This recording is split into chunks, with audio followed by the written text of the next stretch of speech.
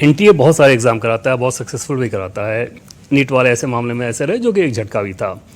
ऐसे में कुछ राय ये आना कि नहीं एनटीए की व्यवस्था ही अच्छी नहीं है, इसे कैसे देखते हैं? देखिए, एनटीए एक कोर्ट की एक खराब परिस्थिति को, अव्यवस्था को सुधारने के लिए सुप्रीम कोर्ट की जजमेंट करना, ऑब्जर्वेशन करना एनटीए बनी है।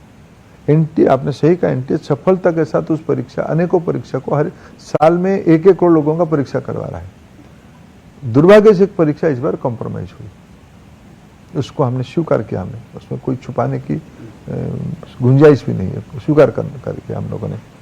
लेकिन एनटीए को और सुधारना, एनटीए को और पारदर्शी करना, एनटीए को और जवाबदेही करना, ये अभी आवश्यकता है।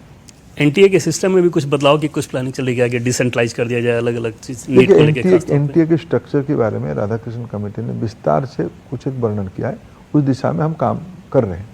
एक सवाल जैसे बहुत सारे अपोजिशन वाले उठाते हैं कि अगर 24 में भी इस तरह की चीज़ें हुई थी तो फिर दोबारा कैसे होगी? इसका मतलब कोई कार्रवाई नहीं की गई थी? नहीं, ऐसा नहीं है। मैंने कहा हम 24 इस बार परीक्षा की जो मूल रिकमेंडेशन था, प्रश्न पत्र छपाई से लेके प्रश्न पत्र दोबारा लौट के आना एनटीए केंद्र तक एग्जामिनेशन के बाद, ये सारे में हमने 100% प्रोटोकॉल को यूज किया। हम विश्वासघात को तो विजुअलाइज नहीं किया था, ब्रीच ऑफ ट्रस्ट को तो विजुअलाइज नहीं किया था, रक्षक भक्षक हो जाएगा ये तो कल्पना में नहीं था। ये गलती हुई है, इस एरर को समाधान पड़ेगा।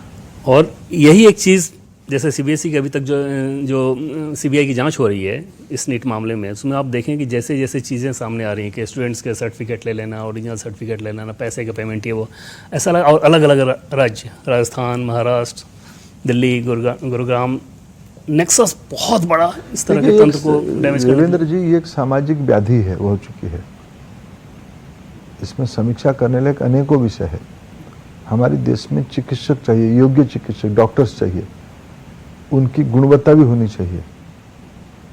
ये पूरा परीक्षा प्रणाली के साथ उनके अनेक, उसके साथ प्रशासनिक विषय भी जुड़ी है। इस सारे विषय को सरकार ध्यान दे रही है। उसको आने वाले दिनों में उसको कैसे और इम्प्रूव किया जाएगा, उसकी चिंता करनी पड़ेगी।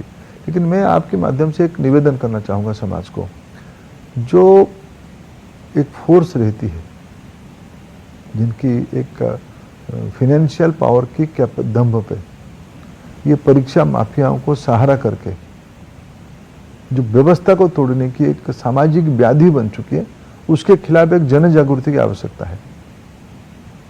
सामाजिक व्याधि ये हो चुकी है, सोशल एविल हो चुका है ये, कि मेरे बच्चे की गुणवत्ता हो ना हो, मैं उसको जेने तेने प्रकार ने डॉक्टर पढ़ाऊंगा। ये जो उस व्यक्ति की, उस तथाकथित अभिभावक की एक ग्रीड है, ये व्यवस्था को तोड़ देता है। उसके पीछे परीक्षा माफिया रहते। सरकार इस बार परीक्षा माफियाओं को समाप्त करेगी। इसमें डॉक्टर्स, कोचिंग वाले, ये सब इन्वॉल्व पाए जा रहे हैं अभी तक। मैं उसको आज देखो, सीबीआई सारा विषय को जांच करे, एक प्रकार से निगरानी के अंदर है। मैं आश्वस्त करता हूं सीबीआई की रिपोर्ट आ जाए पूरा। इस बार चार्जशीट भी ठीक से होगा। पिछली बार 24 में ये लोग सब बेल पे छूट गए, बड़ा आलोचना भी हुई, क्योंकि इनकी सब ट्रायल नॉर्मल अप्रोच में हो गया। हमने अभी अनुरोध किया है व्यवस्था को कि इनकी सुनवाई फास्ट ट्रैक हो, डे टू डे हो।